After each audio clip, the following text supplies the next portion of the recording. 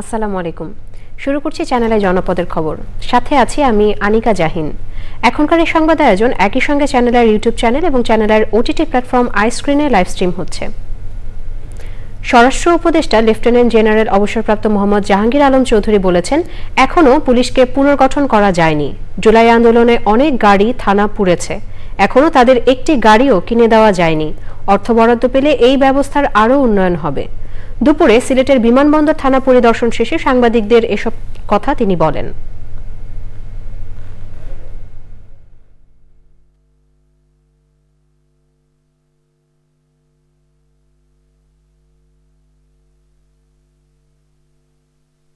সিলেটে যে ঘটনাটা ঘটছে তাদের কিন্তু আইনের আওতায় নিয়ে আসা হয়েছে, অনেকেরই কিন্তু ধরে ফেলা হয়েছে। এখানে কিন্তু কোনো কাউরে বাস করা হয় নাই যে এইটা আমার এই ভাইয়ের ছেলে বা এই ভাইয়ের ভাই, এই হিসাবে কিন্তু আমরা করি নাই। যে অন্যায় করতে তারই আমরা নিয়ে আসি। সারা দেশে একযোগে এসএসসি ও সমমানের পরীক্ষা শুরু হয়েছে। আজ ছিল বাংলা প্রথম পত্রের পরীক্ষা। প্রশ্ন ফাঁসের তথ্য সামাজিক যোগাযোগ মাধ্যমে ছড়ালে কঠোর ব্যবস্থা নেওয়ার ঘোষণা দিয়েছেন শিক্ষা উপদেষ্টা। প্রথম দিন অভিভাবক ও পরীক্ষার্থীদের ভিড়ে বেশিরভাগ কেন্দ্রের সামনে যানজট সৃষ্টি হয়। মোস্তফা মল্লিকের রিপোর্ট। সকাল 10টা থেকে পরীক্ষা শুরুর কথা থাকলেও সময়ের চেয়ে 2 থেকে আড়াই ঘন্টা আগেই অনেক কেন্দ্রের সামনেই ছিল শিক্ষার্থী ও অভিভাবকদের ভিড়। একজন পরীক্ষার্থীর সঙ্গে অভিভাবক হিসেবে বাবা মা, ছোট ভাই বোন যেমন এসেছেন, তেমনি এলাকার স্বজনরাও এসেছেন পরীক্ষার্থীকে দেখতে। এবছর এসএসসি ও সমমানের পরীক্ষায় অংশ নেয়া পরীক্ষার্থীর সংখ্যা 19,28,970 জন, যা গতবারের চেয়ে প্রায় 1 লাখ কম। সারা দেশে পরীক্ষা কেন্দ্র রয়েছে মোট 3,715টি। ব্যাপক যানজট থাকায় অনেক পরীক্ষার্থী কেন্দ্রে প্রবেশ করেছেন কিছুটা সময় পরে। নগরীর মতিঝিল সরকারি বালক উচ্চ বিদ্যালয় কেন্দ্রে পরিদর্শন শেষে শিক্ষা উপদেষ্টা কথা বলেন সাংবাদিকদের সঙ্গে। বিশাল এক কর্মযজ্ঞ এবং এটা করতে গিয়ে আমরা নিশ্চিত করতে চেষ্টা করেছি যে ধরনের ব্যত্যয় মাঝে মধ্যে ঘটে যায় সেটা যেন না ঘটে। যথেষ্ট আমাদের যে সহকর্মী যারা রয়েছেন এবং অন্যান্য প্রতিষ্ঠান যারা দেশের বিভিন্ন অঞ্চলে এই পরীক্ষা সংগঠিত হচ্ছে, তাদের আন্তরিক প্রচেষ্টা ছিল এবং এর জন্য যে প্রাথমিক যে কাজ যেটা সম্পাদন করা দরকার ছিল, অর্থাৎ পরিকল্পনাটা করা, সেটা সুচারুভাবে সেটা সম্পন্ন হয়েছে বলে মনে করি। তবে আমরা আশা করি যে এই পরিবেশ বজায় থাকবে পরীক্ষার শেষ দিন পর্যন্ত। এক প্রশ্নের জবাবে শিক্ষা উপদেষ্টা জানান, প্রশ্ন ফাঁস হওয়ার সব ছিদ্র বন্ধ করা হয়েছে। যেই সমস্ত সূত্র থেকে প্রশ্নপত্র ফাঁস অতীতে হয়েছে বলে জানা গেছে, আমরা চেষ্টা করেছি সেই সূত্রগুলো প্লাগ করা, যে সেখান থেকে যেন না হতে পারে। আপনি একটা জিনিস পেলেন, সেটা সামাজিক মাধ্যমে ছড়িয়ে দিলেন এবং সেটার দায়িত্ব অবশ্যই আপনাকে নিতে হবে এবং এর মাধ্যমে কিন্তু অনেক ক্ষতি হয়ে যায়। এবার এসএসসি ও সমমানের পরীক্ষায় অংশ নিচ্ছে সারা দেশের 30,045টি শিক্ষা প্রতিষ্ঠানের শিক্ষার্থীরা। পরীক্ষা শেষে 2 মাসের মধ্যে ফল প্রকাশ করার কথা জানিয়েছেন শিক্ষা উপদেষ্টা। Mostafa Mallik, channel i, Dhaka. গাজীপুর মহানগরীর টঙ্গী মাজার বস্তিতে র্যাবের অভিযানে ছিনতাই ও মাদক কারবার সহ নানা অপরাধে জড়িত থাকার দায়ে 6 জনকে আটক করা হয়েছে। জব্দ করা হয়েছে বিভিন্ন ধরনের মাদকদ্রব্য ও বিদেশি অস্ত্র এবং শর্টগানের 4 রাউন্ড কার্তুজ। অভিযানে জব্দ করা হয় বিভিন্ন ধরনের মাদকদ্রব্য ও আগ্নেয়াস্ত্র।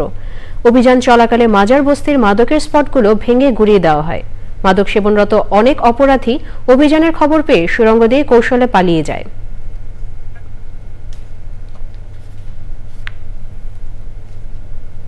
এবারে সারা দেশের খবর নিয়ে প্রতিনিধিদের পাঠানো তথ্য ও ভিডিও চিত্রে আলমুকসিদের রিপোর্ট। মানসম্মত শিক্ষা নিশ্চিতকরণে রাঙামাটিতে সৃজনশীল উদ্যোগ বিষয়ক মতবিনিময় সভা হয়েছে। সভায় প্রধান অতিথি ছিলেন জেলা প্রশাসক মোহাম্মদ হাবিবুল্লাহ। বিভিন্ন অভিযোগ তুলে ধরে বরিশাল জেলার আগৈলঝাড়া উপজেলার নির্বাহী কর্মকর্তা ফারিহা তানজিনের অপসারণের দাবিতে দ্বিতীয় দিনের মতো মানববন্ধন ও বিক্ষোভ মিছিল করেছে এলাকাবাসী। চুয়াডাঙ্গায় 232 জন মেধাবী শিক্ষার্থীর মাঝে জেলা পরিষদের এককালীন শিক্ষাবৃত্তি 10,66,000 টাকার চেক বিতরণ করা হয়েছে। জেলা প্রশাসক মোহাম্মদ জহিরুল ইসলাম মেধাবী শিক্ষার্থীদের মাঝে চেক তুলে দেন। গাইবান্ধা কৃষি প্রশিক্ষণ ইনস্টিটিউটে শিক্ষার্থীদের বিক্ষোভ মিছিল ও মানববন্ধন হয়েছে।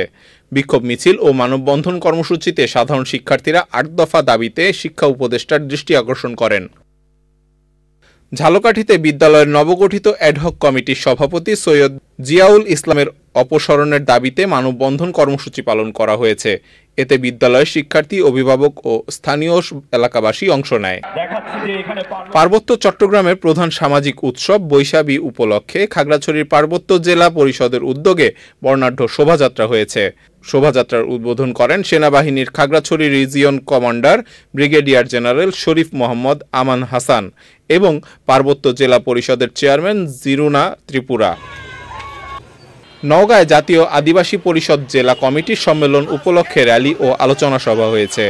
শহরের মুক্তির মোড় কেন্দ্রীয় শহীদ মিনার থেকে র্যালিটি বের হয়ে শহরের বিভিন্ন সড়ক প্রদক্ষিণ করে। ফিলিস্তিনে হামলা বন্ধ, স্বাধীন রাষ্ট্র ঘোষণা, ইসরায়েলের প্রধানমন্ত্রী নেতানিয়াহুর বিচার এবং বিশ্ব নেতাদের এক হয়ে যুদ্ধ বন্ধের দাবিতে ফিলিস্তিনের জাতীয় পতাকা উত্তোলন কর্মসূচি পালন করেছে রাজশাহী কলেজ ছাত্র শিবির শাখার নেতাকর্মীরা। চাঁদপুরের দুর্গম চরাঞ্চলে ভাসমান হাসপাতাল Bangladesh floating medical mobile unit প্রকল্পের উদ্বোধন হয়েছে। ভাসমান হাসপাতালের উদ্বোধন করেন স্বাস্থ্য ও পরিবার কল্যাণ মন্ত্রণালয়ের স্বাস্থ্য সেবা সচিব Mohammad Saidul Islam. মেহেরপুরে cyber crime investigation sell কর্তৃক উদ্ধারকৃত মোবাইল ফোন ও নগদ টাকা প্রকৃত মালিকদের কাছে হস্তান্তর করা হয়েছে। পুলিশ সুপার মাকসুদা আক্তার খানম প্রধান অতিথি হিসেবে উপস্থিত থেকে টাকা ও মোবাইল ফোন প্রকৃত মালিকদের কাছে হস্তান্তর করেন। আল মুকসিদ, চ্যানেল আই। শরীয়তপুর জেলা শহরে উল্লেখযোগ্য হারে বেড়েছে ব্যাটারি চালিত অটোবাইকের সংখ্যা। চালকদের লাইসেন্স কিংবা প্রশিক্ষণ না থাকায় অনিয়ন্ত্রিত ড্রাইভিংয়ে বেড়েছে যানজট ও দুর্ঘটনা।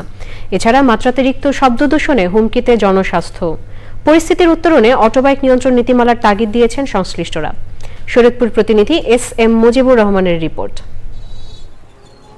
সহজ যোগাযোগের অন্যতম বাহন ব্যাটারি চালিত অটোবাইক, তবে সঠিক ব্যবস্থাপনা ও নীতিমালা না থাকায় নষ্ট হচ্ছে সড়কের স্বাভাবিক শৃঙ্খলা। নিয়ম নীতির তোয়াক্কা করে না, যার কারণে আমাদের শহরে দুর্ঘটনা আশঙ্কাজনকভাবে বেড়ে যাচ্ছে। শব্দ দূষণ, হর্নের কারণে আমরা একে অপরের সাথে যে কথাটা বলবো সেই কথাটাও বলতে পারছি না, তাই আমরা এর নিয়ন্ত্রণ চাচ্ছি। নিয়ম অনুযায়ী রিসাইকেল না করায় অটোবাইকের মেয়াদোত্তীর্ণ ব্যাটারির অ্যাসিড ও সীসা পরিবেশের জন্য হুমকির কারণ। পিভিসি যে প্লাস্টিক ব্যবহৃত হয় সেগুলো যদি পরিকল্পিত, পরিবেশ বান্ধব এবং আধুনিক পদ্ধতিতে বিনষ্ট না করা যায় তাহলে সেটি কৃষি এবং প্রকৃতিতে বিরূপ প্রভাব ফেলবে।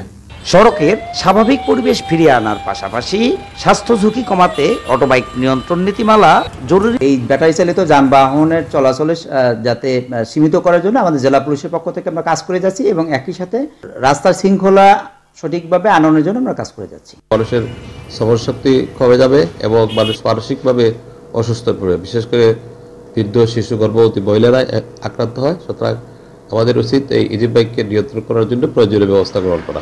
শুধুমাত্র ট্রাফিক ব্যবস্থাপনাই যথেষ্ট নয়, এখন সময় এসেছে অটোবাইক নিয়ন্ত্রণ নীতিমালা প্রণয়নের, বলছেন সকলেই। শরীয়তপুরের রাজগঞ্জ মোড় এলাকা থেকে SM. Mujibur Rahman, channel I. দর্শক, জনপদের খবর আজকের মতো এই পর্যন্তই। একটু পর কৃষি সংবাদ দেখার আমন্ত্রণ জানিয়ে শেষ করছি। ধন্যবাদ সবাইকে।